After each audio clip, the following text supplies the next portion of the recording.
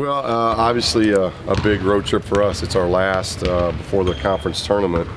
It's our last games away from home. So all teams here late in the year are trying to build their case away from home, and this is our last 2 games away from home. So we've been playing some pretty good basketball, and hopefully we can keep building on what happened here over the homestand and go up and play well. Obviously got a tall order. Cal has not lost at home, and Stanford plays very, very well at home. So this is never an easy trip, and this year's no exception. After watching tape of the last game against Colorado, do you ever wonder where that team's been? No, and people say that. You know, I feel for these guys because, you know, it's a really hard-working team. They give great effort. I think you can only ask so much. And we've got some young guys that are learning and growing and developing. And, you know, you look at our vets, you know, Tony's numbers are up, Isaac's numbers are up, Bryce's numbers are up.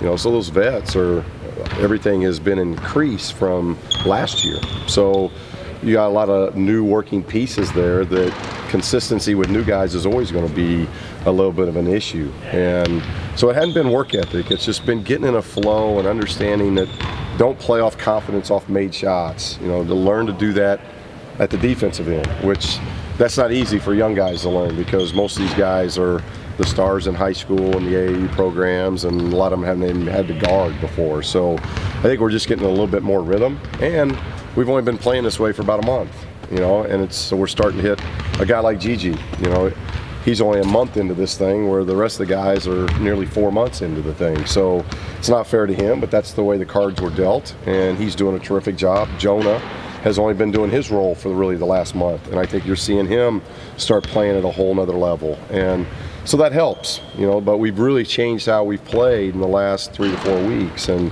that's not the guys' fault. It's just kind of the way things were dealt, and I think they're doing a good job. You know, we had Utah's the only team in our league that's gotten 2 sweeps this year on the road, and you know we lose to 1 possession and just had a bad 8 minutes to start the second half. That's kind of been, if there's been a consistent theme, we've gone through a 4 to 8 minute window where we've gotten out of character, where, you know, I hadn't been turning the ball over. We've done a great job. Our assist turnover ratio has been terrific again. So it's been about either tough shots or the right guys not getting the right shots, time and score issues, feel of the game of where that ball needs to go type thing, and then not getting defensive stops. I think it's been 4 to 8 minute windows those have affected us more than anything. That's what the question more was about, not effort, but just that 8 minute low against Utah. Yeah, you know, and and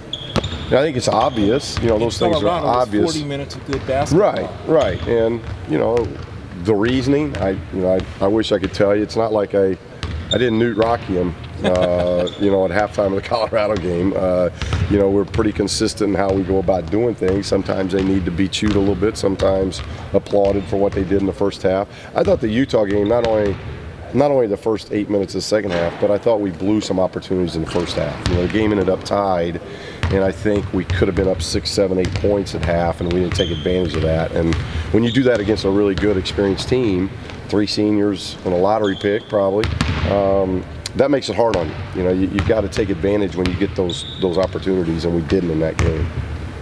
How do you take the Colorado game and build upon this down the home stretch? Well, you just stay consistent with what we're doing. You know, we're not making a lot of changes. You know, what we do defensively, we're just trying to get better at that in practice, and what we're doing this week offensively is just, it's not like we're putting in new offenses. We've had 3 to 4 weeks now here with this kind of style again. It's just going through the reps. Teams guard you differently, so how are they going to guard ball screens? So you work on taking advantage of ball screen stuff. How are they going to work on how they defend screens? Like how are they going to defend Isaac and Bryce? That's always, you know, those are the 2 guys they're preparing for. I think the most when it comes to defenses against us. So how do we feel like that's going to do, and what can we do to free those guys up, not just for themselves, but to be able to create offense off and around those guys for teammates, and you know, keep sharing the ball, keep doing. You know, it's starting to become contagious. You know, I think it obviously starts with Bryce and what his assist turnover ratio has been tremendous over the last 2 weeks in particular, and it's become a little contagious. I think we're moving the ball, we're getting the ball up the floor a little bit quicker and trying to get into our offense with a better pace. And then defensively, I think it's probably got to be a team we got to change defenses a lot. It's just not a team that I think can just lock in man to man and do that for 40 minutes. I think we're going to have to be a team that changes things up. Do you anticipate Tony sticking in that starting lineup? Yes, because again, I'd tell y'all, there's no punishment, there was no discipline for Tony going to the bench or Tom going to the bench now. We felt like playing two centers. Now, I'm not saying, one of the things we haven't done in this stretch is go ahead and play the two bigs together. Now, other than the Colorado game, which we ended up not having to do that, we've been in some foul trouble. One or both have been in foul trouble, so we haven't been able to get them both back in there at the same time. So we're not against doing that, but right now I think Jonah's playing at a high level, and we see things that Gigi are doing. You know, he defends well, he's a very good passer. The scoring may take a while for him, and we might be into next year before that really kicks in just because of the amount of time he's missed, but he's doing some good things now too. So I don't know how much we'll do that, but whether it's Tony or Tom, it's not a discipline or a punishment standpoint, but I think going into this game against Cal, it'd definitely be Tony. What does Cal do on defense that's a little different from other teams? Well, they chase. It's a team that really, they're probably as athletic and as talented as any team in our league. And they're big. They got really good size. You got two centers that are 7 foot. You got Rab that's 6'10", 6'11", who's a great athlete. And then you look at the guards of Matthews and Wallace and Bird and Brown, even Singer at 6'4". They're all big guards. They're all good athletic guards. And so they really just tee it up one-on-one, say you're not going to beat us one-on-one. And that's a great thing to have, because you don't see them having to help a lot.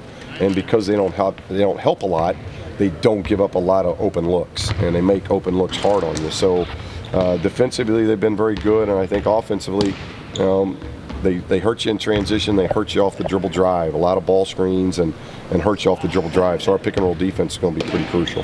Do they look different now than they did earlier in the season?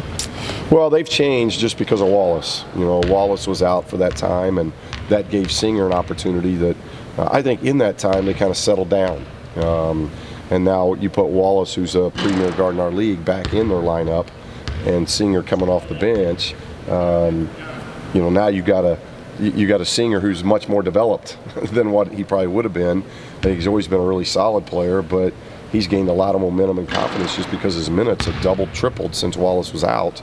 And now that they're full strength, I think that's how they've changed. But I'm probably not great to ask that because I haven't seen them. You know, we're into February, and it's the first time I've seen them, and the only time I've really seen them on tape is when they're playing teams that we're getting ready to prepare to play. No, it's always hard to win on the road in conference, but this year seems particularly hard. I think the winning percentage is lower than normal. Right. Cal, like you said, is undefeated. Why do you think it's been harder than normal? Well, because I think top to bottom, this has been the best league, you know, I think in 10, 12, 14 years, in my opinion. I've been out west now for 10 years, and I think top to bottom easily, this is the best the Pac-12's been. You know, there were probably three of the 6 years I was in New Mexico, the Mountain West was getting as many bids to the tournament as the Pac, if not more. And now you're looking at the Pac going to have an awful lot of bids this year. So it's just top to bottom, very, very, very difficult. And I think I'm not so displeased with how we've played on the road. I've said before, I didn't like our Washington State game. I did not think we played well or played hard in that game. That's been the one game that, for whatever reason, we just didn't bring anything. Washington, double overtime loss, that could have went any way. We played Arizona very, very well. Oregon got away from us a little bit, but we played well at Oregon State, well at Arizona State.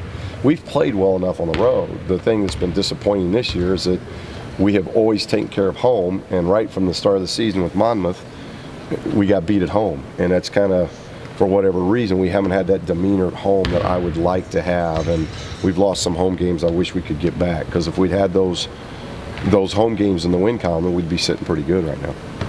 That Monmouth game, I know you guys put that on the board. Is there, at this point in the season, is there any usefulness to calling back that game? No, not much now. You know, you know, it started something I didn't like because we've gotten more home losses than we've ever had, and that's something that we always take a lot of pride in, especially in this building. You know, with the tradition and history. It's the 50th year of Pauley, so that was a goal of the guys. And so when you lose that first one, boom, you know, you set goals. You don't anticipate the first game ending a long season goal of trying to go undefeated. You know, like we do every year in here, we try to do that. And conference season last year, and I think you've mentioned it, Zach, there's a lot of similarities to last year to this year, with the exception of we took care of home and we were undefeated in conference season at home. And so though we didn't do the job, we've actually played better on the road this year than we did last year. But the difference is we haven't been able to take care of home like we did last year. Is that game still on the board? The Monmouth game? It probably is. Yeah, it probably is, just because when I played my freshman year at Indiana, we lost to Miami, Ohio. And I remember that being on the board all year long. So it's probably still up in there. Some corner. It's not something I've brought up.